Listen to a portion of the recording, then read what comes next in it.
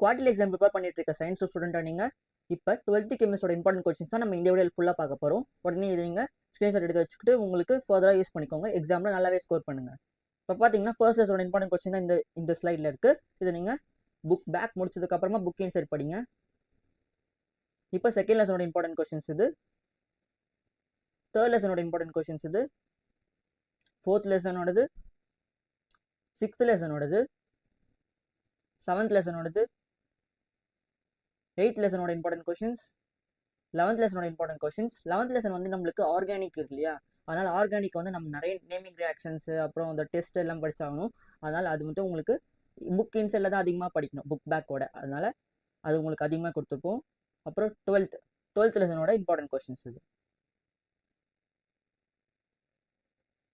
Thank you for வாட்சிங். உங்களுக்கு யூஸ்ஃபுல்லாக இருக்குன்னு நினைக்கிறேன். உங்கள் ஃப்ரெண்ட்ஸுக்கும் ஷேர் பண்ணுங்கள். தொடர்ந்து ஃபாலோ பண்ணிக்கிட்டே வாங்க. தேங்க்யூ.